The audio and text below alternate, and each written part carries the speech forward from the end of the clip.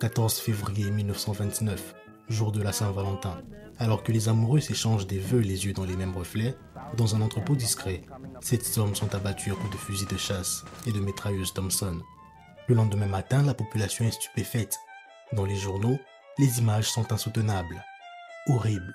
C'est la première fois que l'Amérique voit autant de sang et de corps sans vie, imprimés noir sur blanc. Selon les témoignages recueillis, les assaillants seraient des gangsters déguisés en policiers. C'est une question d'organisation. Une mise en scène méthodique qui tourne malheureusement au carnage. Alors une question se pose. Qui est derrière ce drame? Tous les regards se tournent alors vers un homme que la prohibition a rendu bien trop riche, bien trop populaire et extrêmement puissant. Son nom, Al Capone. Était-ce un règlement de compte ou un message lancé à la mafia? Bienvenue à vous, je suis Mas. Je fais des investigations à travers le temps et aujourd'hui on s'intéresse à un cas particulier, celui de Al Capone. Al Capone est sans l'ombre d'un doute le gangster le plus connu de l'histoire des États-Unis. Il est ancré dans la culture populaire. Des romans aux adaptations cinématographiques, de la musique au manga, il est l'archétype du gangster.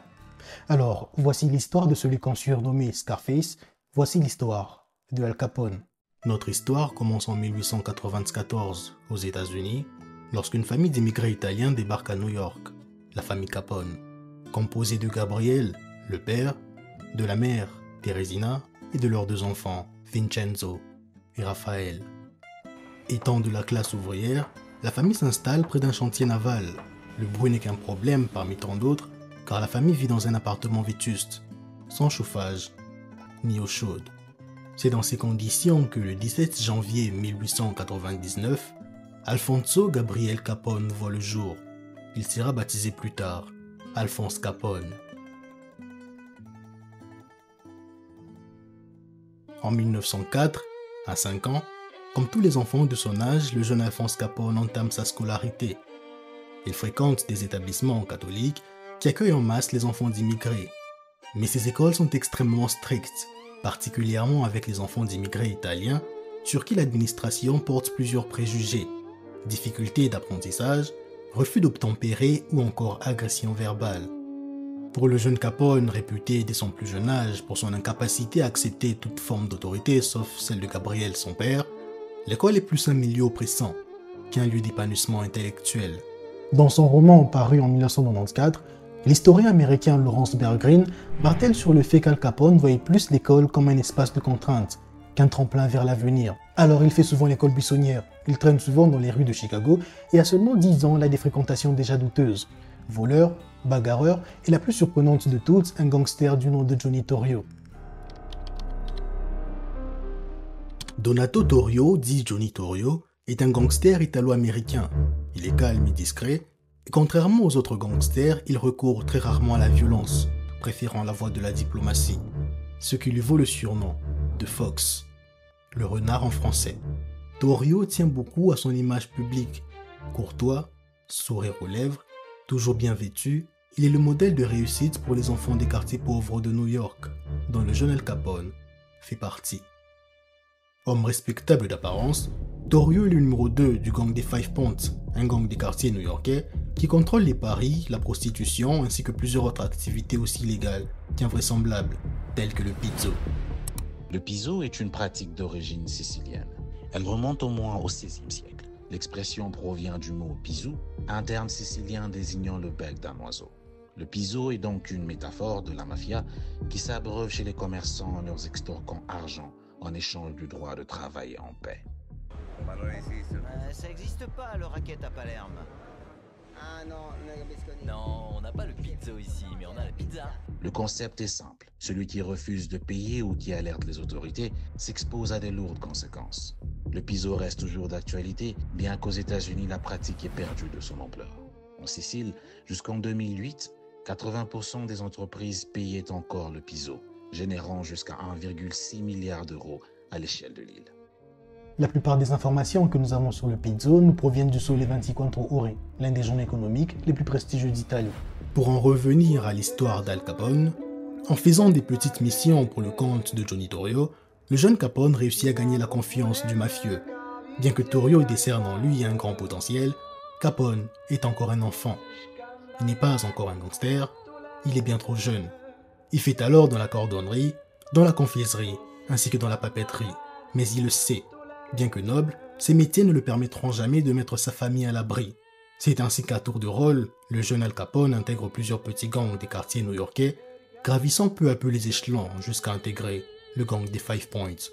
Ce qui marque le début de Al Capone dans la criminalité, mais également dans le monde du gangster.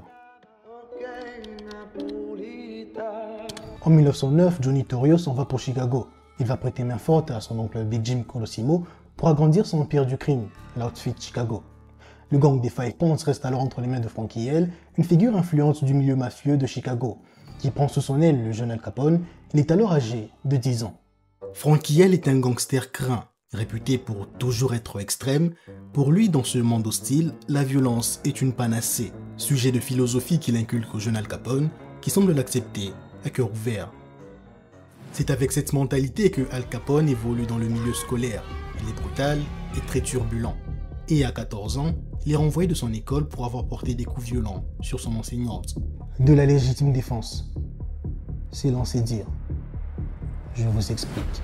Le corps professoral des établissements catholiques fréquentés par Al Capone était généralement constitué de sœurs religieuses, souvent des jeunes âgés d'environ 16 ans, peu formés pour gérer la diversité sociale et culturelle des élèves. Le rapport entre élèves et enseignants était souvent autoritaire et la violence physique faisait partie du système scolaire. La discipline qui faisait la renommée de ces établissements laissait souvent place à une violence sans merci. En frappant copieusement son professeur, Al Capone fait une croix sur son éducation scolaire. Il n'aime pas l'école, il ne l'a jamais aimé d'ailleurs, il ne l'aimera jamais, et sa vie, il la gagnera dans la rue. Après avoir quitté les bancs de l'école, Al Capone entre au service du redoutable Frankie L. Jusqu'à sa majorité, en 1917, il fréquente les bars. Il se bat régulièrement et multiplie les conquêtes féminines que les prostituées. Mais un soir où il officie en tant que videur, un incident va le marquer à tout jamais. Et littéralement. Lors d'une soirée dans un dance hall de Coney Island, Al Capone est en service. Il plaisante bruyamment et comme à son habitude, regarde passer les filles. La musique est forte, les corps dansent, l'ambiance est bonne. Quand soudain, un homme traverse la foule, il ne dit pas un mot, il fonce droit sur Al Capone qui n'a pas le temps de réagir, il encaisse. Riposte, tente de reprendre le dessus, mais en une fraction de seconde, l'agresseur sort une lame de poche ou un scalpel. Tout va vite, on n'y voit presque rien. Une chose est sûre, il vise la gorge et d'un geste vif, Capone est en sang. Et quant à l'assaillant, il s'agit de Frank Galaccio, un poids lourd de la mafia italienne. Capone aurait courtisé la sœur de Galluccio avec des propos grossiers, une erreur monumentale, car dans ce milieu, l'honneur ne se discute pas. Furieux d'avoir raté son coup, Galluccio s'en va voir le Luciano, un autre nom majeur de la pègre, pour lui faire part de l'affront de Capone. Luciano en parle à Frankie L et les tensions montent. Pour éviter une escalade de sang, Capone n'a pas d'autre choix que de présenter ses excuses à Galluccio. Cette humiliation publique dans un monde où le respect est une monnaie d'échange calme brutalement les ardeurs du jeune Capone, qui comprend que s'il doit s'élever dans le milieu de la pègre, il doit apprendre à agir plus avec ses neurones, plutôt qu'avec ses poings. La leçon est apprise, mais les conséquences physiques sont irréversibles. 3 longues cicatrices barrent désormais la joue gauche de Al Capone. C'est ainsi que naît le surnom qui traversera l'histoire, Scarface.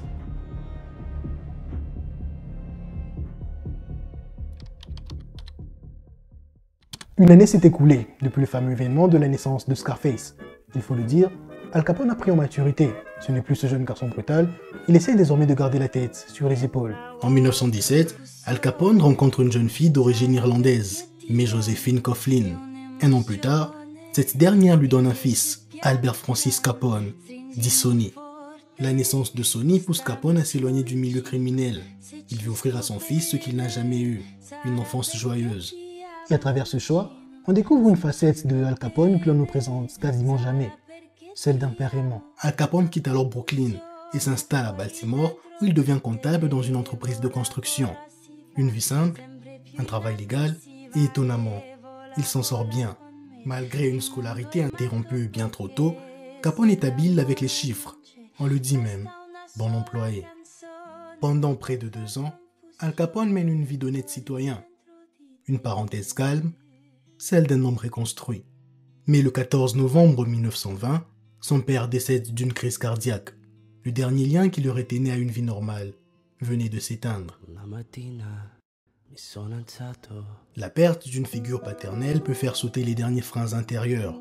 Le deuil peut réactiver des traumatismes passés, et face à cette douleur, certaines personnes retournent à ce qu'elles connaissent le mieux. La violence, le pouvoir, la colère. En enterrant son père, Al Capone enterre également ce qui lui reste d'innocence. En 1921, Al Capone est recontacté par son ancien mentor, Johnny Torrio. Désormais installé à Chicago, il vient de prendre le contrôle de l'organisation de son oncle, Big Jim Colosimo, fraîchement assassiné par lui-même à travers Frankie Hill. L'outfit Chicago est désormais entre les mains de Johnny Torrio et Al Capone est le bienvenu. Créé par Big Jim Colosimo, récupéré par Johnny Torrio, lorsque Al Capone arrive dans l'outfit Chicago, l'organisation est déjà puissante, elle est structurée et surtout très rentable. Avec ses 800 membres, par an elle produit plus de 10 millions de dollars américains. Al Capone croule désormais sous l'or et les premiers bénéficiaires de sa richesse sont sa famille. Dans un très grand appartement, il les loge tous. Sa femme, May, son fils, Sonny, ses frères et sœurs, sans oublier sa mère, Thérésina. Il vient de réaliser le rêve qu'il nourrissait depuis son enfance, prendre soin de sa famille. Mais il ne compte pas s'arrêter là. Maintenant qu'il est dans le jeu, il vise un nouvel objectif et pour ça, il est prêt à tout. Acheter la police, liquider ses rivaux, empiler les cadavres afin de conquérir la ville de Chicago.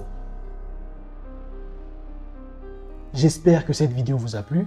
Comme vous l'avez sûrement constaté, cette histoire est dense, riche et pleine de rebondissements. Alors j'ai préféré la division en deux parties. On se retrouve dans 2 semaines pour la partie 2, la montée en puissance de Al Capone et son règne sur Chicago. Activez la cloche de notification pour ne pas la rater.